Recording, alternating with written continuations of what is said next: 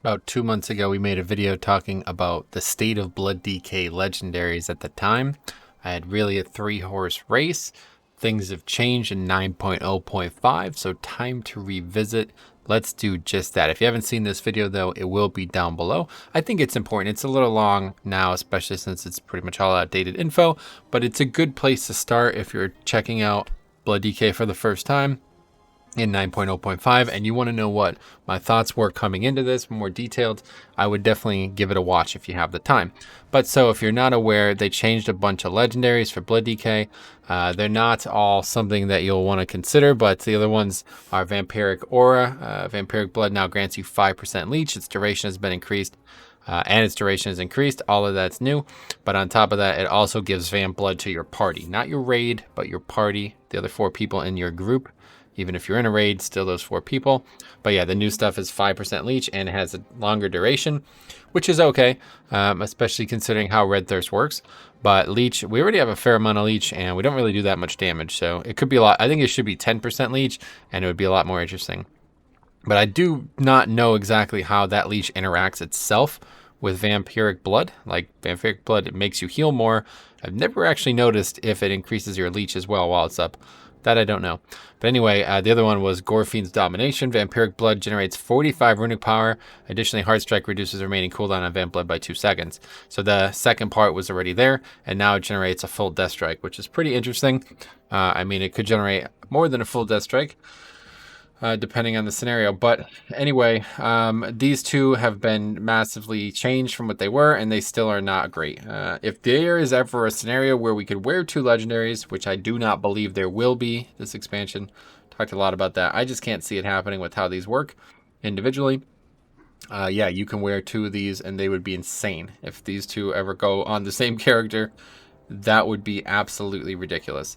But we're not at that point, so instead we have the third buff, which is Dancing Rune Weapon, generating 5 Bone Shield charges, and when a charge is consumed, the cooldown of Dancing Rune Weapon is reduced by 5 seconds. So it used to not generate any Bone Shield charges, and it used to be reduced by 3 seconds. Additionally, when Dancing Rune Weapon fades, your rune regeneration rate is increased for 40%, which is extremely good for Knife A, start to finish. So if you watched the video originally, I had said just that. It's extremely good for Knife A as it was. It was already very good. And it's definitely something that you can notice. Like this rune regeneration rate increasing is basically like a massive haste buff to only your core spells while you're rune generating and spending spells. So it's bigger than it looks. And the bigger thing is it synergizes extremely well with the Conduit called Meat Shield. Increases the duration of Dancing Rune Weapon by 3 seconds. And while active, your parries increase your maximum health by 3.2%.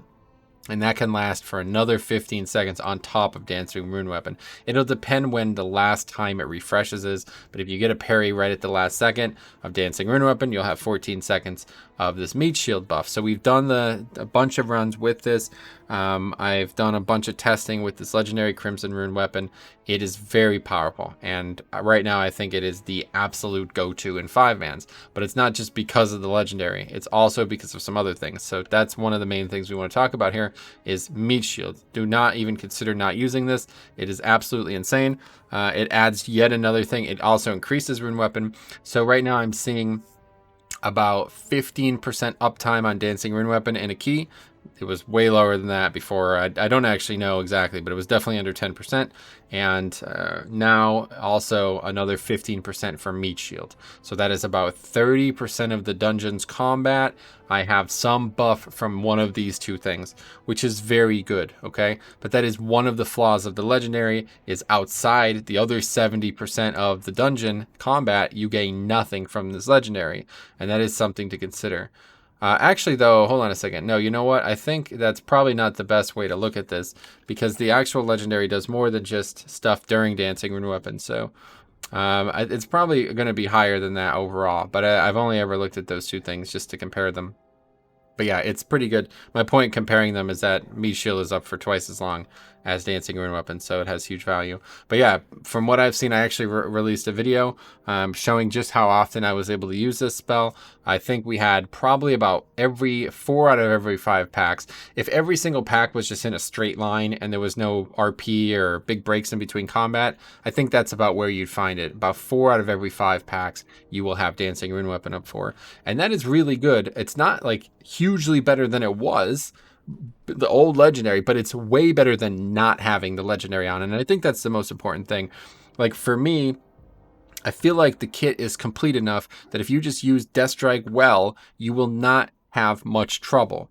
But the CDs on top of that give you the cushion you need. That's how Blood DK has played for me for years, and I feel like it's even better in Shadowlands. In Shadowlands, we got a bunch of new CDs between AMZ, between the Pet Sack, which is a bigger deal than people think. A free well, it's not free, of course, but a 25% health increase when you do not actually, like, you know, you're going to get that from Death Strike too, but getting that regardless of where your damage income has been over the last few seconds can be absolutely make or break, and it does good damage.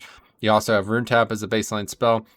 We have a bunch of things on Lichborn now as well, thanks to, we've gained Lichborn, which is big leech, but also 9% damage reduction, at least, probably, I don't know what it is at lower Conduit ranks. And then another Conduit I've been using a lot is 32 seconds off dancing, or off Icebound Fortitude, so about 2.5 minutes CD. So you have a lot of CDs, and on top of that, of course, you have 2 of the best CDs in the game, in my opinion, Vamp Blood and Dancing Rune Weapon. So one of those 2 we want to make prominent, right? And I think right now it's pretty clear that Dancing Rune Weapon is certainly going to be more valuable than having more uptime on this, especially because we already have Red Thirst. So, you know, having one of these CDs up for pretty much between these 2 CDs up, you're going to have very high amount of power. Like, I think if you added both of these things together, if Vamp Blood with Red Thirst plus Dancing Rune Weapon with Crimson Rune Weapon, you're going to have coverage for probably 80, maybe more like 90, closer to 100% of combat. And that's really all you need as a Blood DK. Your CDs are so strong that if you just play well rotationally, you're going to succeed. So that was kind of the situation before. Super Strain was mostly, we talked a lot about this in the last video. I don't want to go through it all again. But Super Strain was like 70% defense, 30% off, or no, 70% offense, 30% defense, and that's great. It did provide you with some more death strikes, especially on very high volume trash, despite the fact that usually the highest volume trash, you would be in the least danger. And Brindore's Might just gave you, it was like, you know, more like 60% defense, 40% offense. It gave you way more death strikes over the course of a dungeon, which on average would mean a lot to a tank, right? Like if you look at just the raw value of both of these, it should be close for sure, because more death strikes means more healing. You know, more runic power means more death strikes, all that stuff. But the problem is I feel like nobody is ever going to die. It's very like you'd have to be so skilled for you to be dying to missed death strikes, right? Like at worst, you can literally just sit there and not death strike for a while if you know you need them coming up. And I think most people die because poor cooldown management, myself included, 100%. The hardest part of Blood DK is when I've misused my cooldowns or just overused them to the point that I can't get anything up right now. And I'm not playing well rotationally. That is a death. Like literally, I could be completely comfortable in zero danger. And if I suddenly have bad runic power income, bad rune usage, and bad CD usage, which, you know, it sounds absurd, 3 bad misplays in a row, but it's not that hard to do. If I have nothing up and none of that stuff going for me, I will literally die regardless of what kind of danger I'm in prior to that, because that's just how flimsy Blood DK is, kind of with nothing up. They are definitely the tank where I always say this, if you went into a key, and somebody should try this, I won't be doing it, but if somebody went into a key and took all their defensive CDs off, take all your defensive CDs off your bar, literally, take all your defensive CDs off your bar, no Vamp Blood, no Trinket, no Dancing Rune Weapon, no Rune Tap, no Icebound Fortitude, no AMS, nothing, no Lichborn, nothing. Don't use any defensive CD, only Death Strike. Tell me how it goes. Honestly, tell me how it goes. It's so ridiculous how good these CDs are. So it's very important that people use them well. But so right now, I'm actually quite surprised to see how many people are agreeing that Crimson Rune Weapon is very good. I'm quite surprised, but I think a lot of that comes down to the fact that it's a competitive option offensively. I don't think it's surprising anyone at this point, but there's a lot. It's not just Blood DK, by the way, but a lot of tank communities are kind of rallying around offense first, and that's partially because in raid, that's kind of all that matters. Like when you're not tanking for potentially 50% of an encounter, you probably do want to maximize your offense first. But in 5-mans, it's the complete opposite. You're going to be tanking for 90% of the combat, I'd imagine. I mean, sometimes there'll be some things where you're not actually kiting, especially if you have a balanced druid. So that's something to keep in mind with Crimson Rune Weapon, is actually gets worse when balanced druid uses trees. And I don't think that's a problem by any stretch of the imagination. It's not actually going to mean anything for the legendary, but it is something to consider. Your uptime will be lower. And in fact, the video I made showing every Crimson Rune Weapon Blood Dancing Rune Weapon I did was with balanced druid with trees, and I didn't actually recognize that until after I had published the video. So it's interesting. I would have gotten even more out. But the other thing about this is using this well is not easy. Okay, you have to in order to maximize it. You need to make sure that you do not have too many bone shield charges going into the pack. Ideally, you'd probably have one. I guess you probably wouldn't want to say 0. But I think 1, because then you have 6, right? Which is a big deal. And then you'd get hit for 1, and then you could maybe refresh, but then the thing is, when you use Mirror Run with Dancing Rune Weapon, you're going to get more than you could ever get. So if you had 0, got 5, then you got hit to 4, and then used Mirror Run again, you'd be back to 10.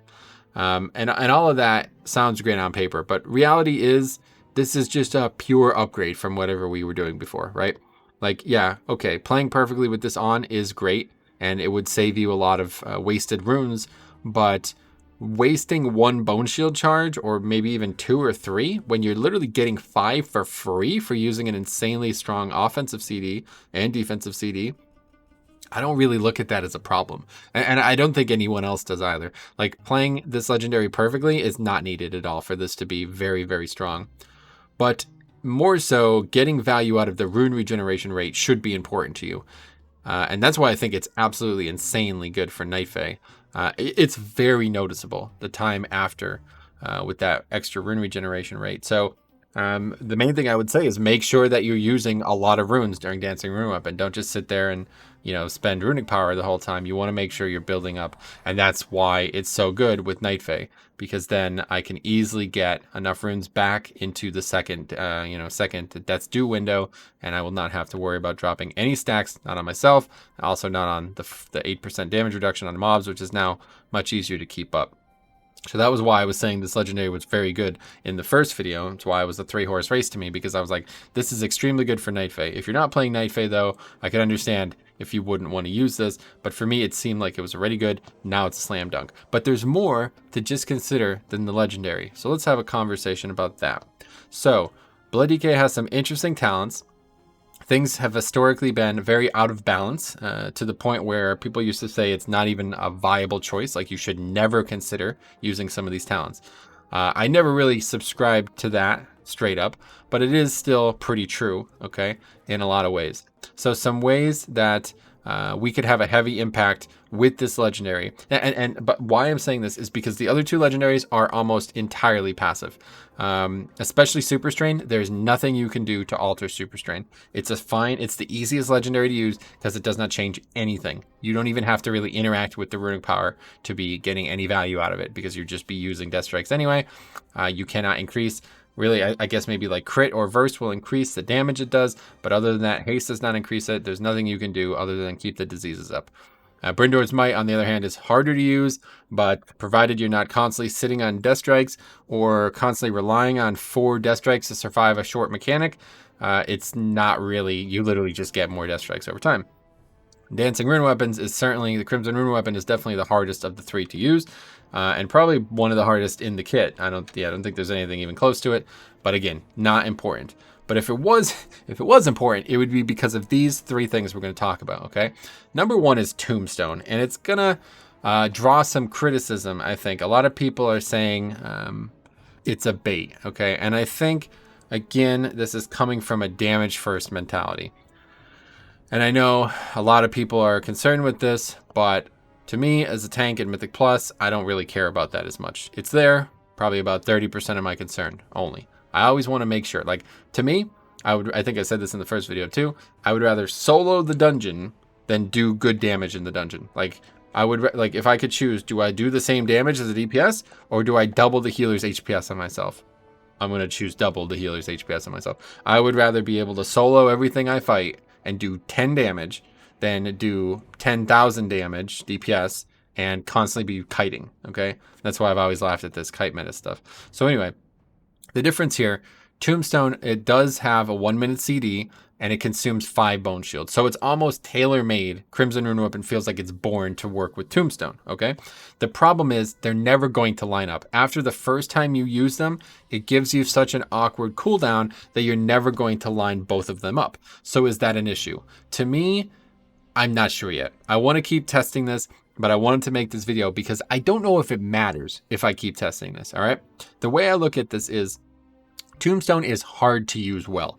It makes a hard to use legendary even harder to use well, because now you need to consume those 5 bone shield charges at the right time. It's not just about using it, and it could be a huge bait, honestly, because if you use Crimson Rune Weapon, Dancing Rune Weapon, and then immediately snap those 5 bone shield charges off, that's fine, but now you've probably just kind of overhealed yourself, and it doesn't last for very long. It's only 8 seconds. On top of that, it's your maximum health, right? So it should be impacted by the conduit that we were talking about. I'm 99% sure that would be the case. I don't think it matters whether it's your actual maximum health or your dynamic maximum health. But regardless, the longer you wait to use this, the better it should be, theoretically. Well, doing that means it's actually going to get further off sync. So you're going to be potentially going like full Dancing Rune Weapons without being able to use this. Because here's the scenario. If you take 25 seconds off Dancing Rune Weapon every time you use it, that's going to eventually push this back further and further into the cooldown to the point where if you used it, you would waste some of that time. So it can get to a point where Dancing Rune Weapon has 15 seconds left, Tombstone is now up, but you don't want to waste it, especially because you'd use it. The shield would be completely overkill thanks to Dancing Rune Weapon being up. And therein lies the crux of the problem. So you're now basically not able to use this as often as you want to maximize Dancing Rune Weapon. So the question then is it worth it? Is it worth snapping off these 5 bone shields to take a big chunk of the Dancing Rune Weapon CD off? And is it worth taking a talent that is now being suboptimally used in order to make one of our strong CDs even stronger than it already is being made by this legendary? It doesn't really matter what the real answer to that is, what the mathematical answer to that is. All that matters is how you believe, like what you believe, okay? Because you can get huge value out of this talent. This is a very strong defensive talent. In fact, I was very surprised to see how good this talent is defensively. Not just because of Crimson Rune Weapon, but it actually heals a lot. It was my 3rd overall healing in keys, and that is pretty impressive for a talent that is on the 1st row. But it's competing with a very strong talent in Heartbreaker. And this is ultimately why I think most people in certain circles will say that they would never consider Tombstone, because Heart Strike generating 2 additional runic power per target hit in 5 mans is just going to be way more offense. Sucks to say it, but it's true. And, you know, offense is not 0 value, obviously. Getting more Death Strikes out, as we just talked about, can be hugely valuable. So it's up to you. Do you want even more CDs to play your Blood DK? I don't know if I do yet. I'm going to keep testing this. Obviously, we tested it on Tyrannical Week. We want to see it on a Fortified Week. I think Blood DK has too many CDs as it is. I have trouble using them all. So do I want another CD? I think the answer is no right now, but I'm not sure. And I think this would heavily change if I wasn't Night Fae. Because even though I now have basically free runes to give into Tombstone, I still do find myself strapped for globals, keeping the Night Fae Death Dew buffs up. So I think if I was anything but Night Fae, I would heavily lean into Tombstone. Certainly Kyrian, and certainly Necrolord, because Necrolord is going to get even more Bone Shield charge. And in fact, I think if you use all 3, you'd actually be wasting Bone Shield like every single time. I don't think you could use them both together and not be wasting Bone Shield. So something to consider. Very complicated situation here. Certainly more complicated than what we used to have in 9.0.5. But that's not the only talent and not the only thing to consider. We also now have immediate interest in Fall Bulwark. For me, especially as Night Fae, I almost never have high stacks of Bone Shield before Dancing Crimson Rune Weapon came up. So in the past, people would constantly come into the stream and comment, why are your Bone Shield stacks too low, so low, you're not getting more than 6 very often? And that is simply because, and I don't know if this is mathematically correct or not, but I was always prioritizing keeping up the stacks of Night Fae Death's Due. Now they buffed Death's Due, you don't have to do that as much, so I now immediately have more access to runes for Morrowind, and now with the Crimson Rune Weapon, I have double the amount of, not double, but like a good, probably 30% more Bone Shield stack. So Fall Bulwark starts looking a lot better. The problem is, as Night Fae, Blood Tap is still extremely good. So a lot of people were using Relish in Blood and talking about Relish in Blood. I think it's completely off the table for me as Night Fae. I would never use it. Blood Tap is very good because it solves problems for me that I don't realize I'm in until it's too late. So it's almost like a small CD, because having extra runes when you need them could be more important than just having a flat amount of HP over the course of a dungeon. But I will tell you, if you are the kind of player who is keeping 80, 90, 100% on this buff, or whatever, 8, 9, 10% on this buff, it's going to add up. Okay, so it's not that much health. I did test it this weekend, and even at 10% more health, it's only still going to be about 7k on top of my health pool there. So I think I was at like 72 or 73k unbuffed. But the problem is, there's more to that than you think. There's a lot of reasons that buffing our health is very good, and one of the strongest ones with Jix, I give him full credit. He always reminds me of this. I always forget about this, frankly. But one of the strongest ones is widening the window on Will of the Necropolis. Doesn't sound like as big of a deal as it is, but this is, if you look at your overall breakdown, which I'm pretty sure it still applies as healing, you will see Will of the Necropolis is another very strong portion of the kit numerically. So widening that health pool, like think about this. If you had so much health that you had, say, like, you had 1 million health and everybody else only had 100k health, but you were never in any danger because every time anything brought you down to 100k health, you were in this window and you now had the same health pool as everyone else, you're just the best tank, right? Even if you're constantly losing 60% of your health, you're in this 30% damage reduction window, you're so comfortable, right? Like so much more comfortable. So it's actually not a problem to be in this range, and widening this range only makes that better. So if you can get value out of Fall Bulwark, this is a situation that it could be very useful on. And this is a go-to talent, right? Like you're not doing anything here. You're not really changing anything. There's no actual change. Another one of the situations is going to be bloodworms to consider. Not really using bloodworms, okay? But there's a lot of heals like this throughout the years especially, but also in the kit currently, that heal you for a flat percentage of your health, okay? This heals you for 15% of your missing health. And it does drop, when you drop below 50% health, your bloodworms will immediately burst and heal you. So again, that is going to be heavily impacted by Fall Bulwark one way or the other. I don't use bloodworms now, I use Voracious. Death Strike's another heal that increases based on your max health. Now, I said this a while ago. People correctly, criticized me for saying it because at the time, I was mostly referring to the minimum Death Strike, and that is basically still what I'm referring to the day. At the time, people claim that you never get the minimum Death Strike, which this is not correct in my eyes. I don't know what game they're playing. It's certainly not, oh yeah, it's of course here. It's certainly not never, but yes, if you're actually in danger and using Death Strike for defense, you will never get the minimum Death Strike, okay? Very, very unlikely to happen regardless. But there's plenty of times when you're building, your mastery, you're building your absorb with minimum Death Strikes for dangerous moments. This absolutely does happen. Don't let anybody tell you otherwise, okay? No chance. So, there's a lot to consider with health pool in general. That's why I believe the strongest stat for Blood DK is stamina, right? And that is why I believe Crimson Rune Weapon is one of the strongest spells in the game right now. Legendary combined with spells, thanks to this Conduit. Because more, 6.5% more health. So think about that, right? 6.5% more health from this Conduit plus Fall Bulwark. Now, of course, not the Talent Pain, plus Fall Bulwark. So you're gaining a lot of health from these two things synergizing well together. So it might be something to consider. As of right now, what would I recommend? If you're brand new to Blood DK, if you're crafting a legendary for the first time, craft this first, unless you're not doing 5-mans. Because This is going to be, I personally, I will not take this off. No matter what the week is, I was already using it for necrotic weeks. I will not be taking this legendary off. It's got way too many upsides for me as a Night Fae Death Knight, and I think the other 3 Covenants are in the same boat. It's just not quite as strong. But if you're not doing any 5-mans at all, or very, very little 5-mans, or only really easy 5-mans, and your rating is your focus, then Super Strain is still going to be better, okay? In a situation where you're not actually tanking a lot, Crimson Rune Weapon loses a lot of its value. And even though Super Strain in those situations is almost purely offense, because in those situations you're almost only ever fighting one target most of the time, like even on a fight like a Nerva or even like Sun King, there's not much value coming in from the Frost Fever Runic Power generation.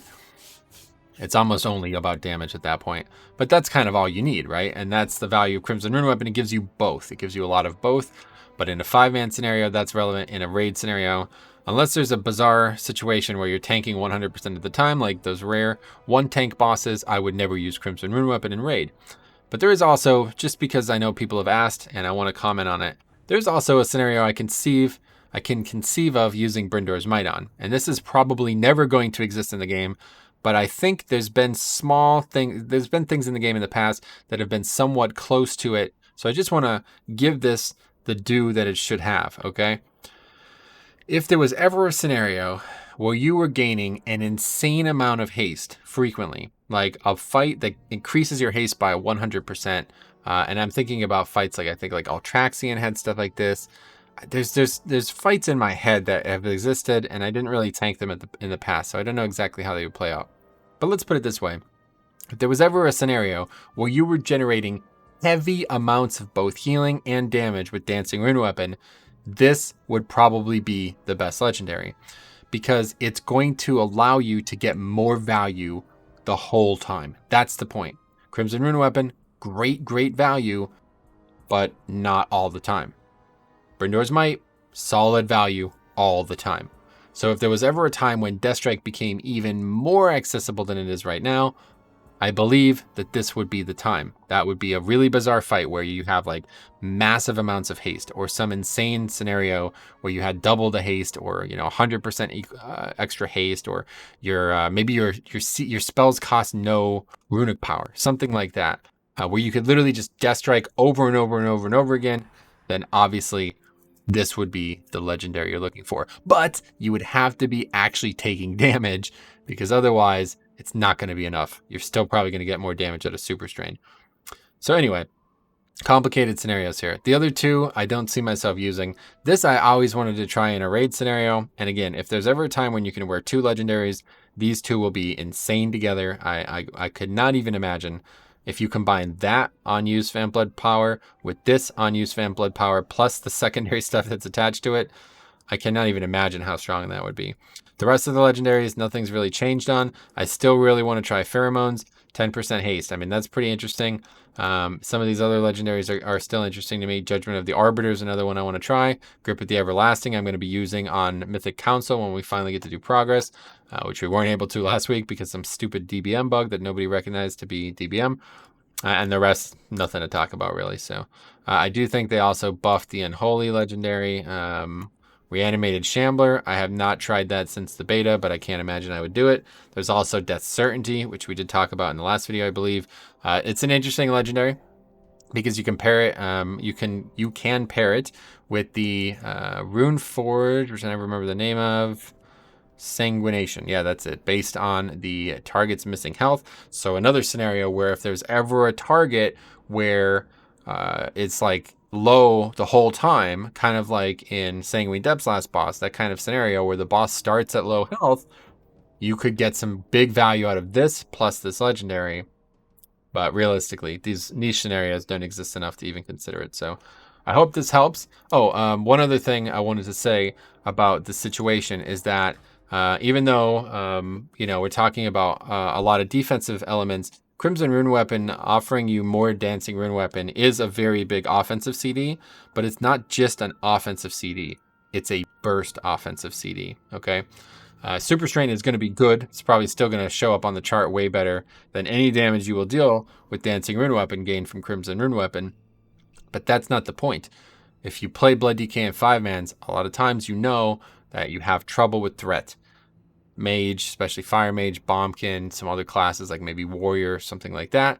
These heavy burst classes are going to take their toll on your ability to keep threat. And for me personally, the hardest time in any dungeon is when people are pulling threat and mobs are running away, because then I have to be fumbling with getting the target back to me with a death grip or a taunt, and that is globals and mental effort I'm spending on not something that's not my survival. I could easily die there. So just having Rune Weapon up more frequently is just a defensive benefit for my mental health, because I don't have to worry about mobs constantly running. I don't think if you dancing Rune Weapon and get 2 blood boils off, I don't think you're losing threat.